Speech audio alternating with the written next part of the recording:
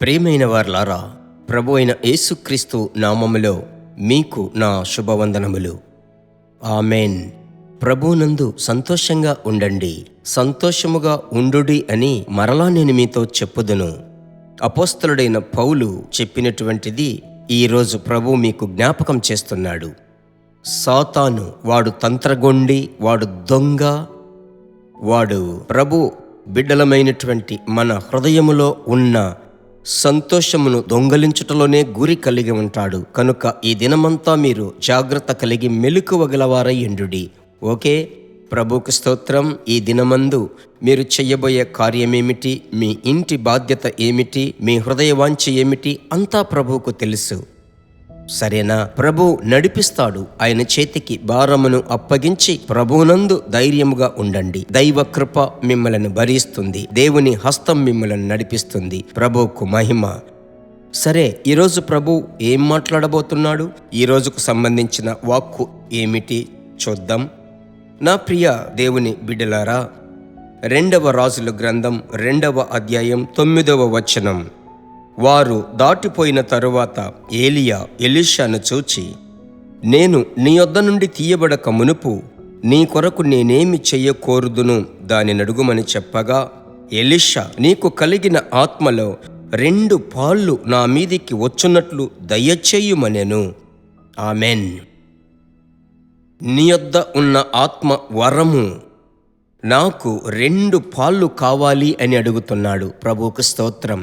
నా ప్రియ దేవుని బిడ్డలారా, పరిశుద్ధాత్మునితో దినము ప్రయాణము చేస్తున్నారు.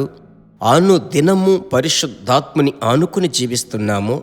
ఆ ఆత్మ దేవుడు మీతో మాట్లాడే మాట ఏమిటి? రెట్టింపు ఆత్మ. 2 పాళ్ళు అడిగితే ఇస్తాడు.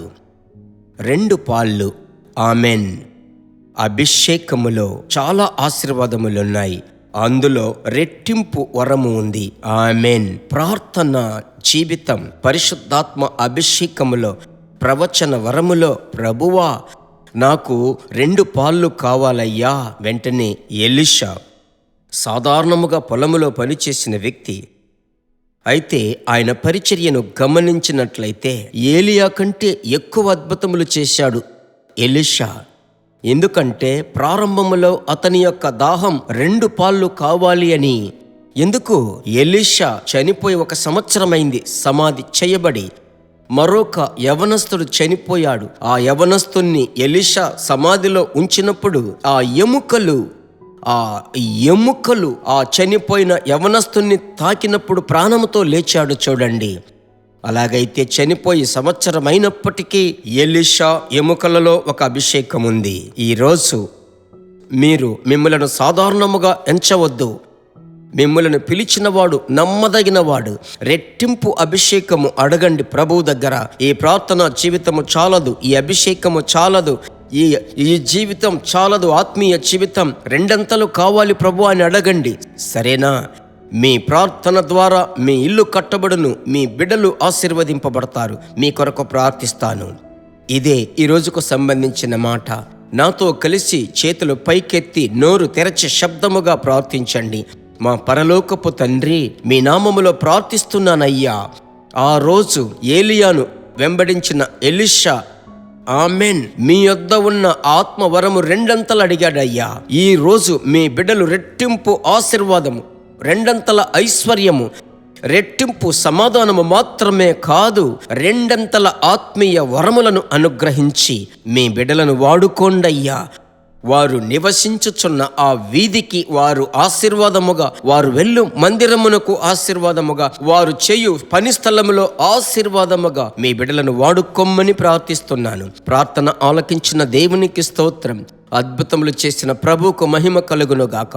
యేసు నామములో తండ్రి. ఆమెన్. Praise God. ఆమెన్. ప్రభు మీకు ఆ కృపను ఇచ్చుటకు ప్రారంభించాడని విశ్వసించండి. మీ మిత్రులకు షేర్ చేసి ఖచ్చితముగా వినండి. ప్రభు యొక్క కృప మిమ్మలను భరించును అని వ్యక్తిగతముగా వారితో మాట్లాడండి. ప్రభువు మిమ్మల్ని వాడుకుంటాడు. చూడండి. ప్రభువుకి స్తోత్రం. మరలా కలుసుకుందాం. God bless you.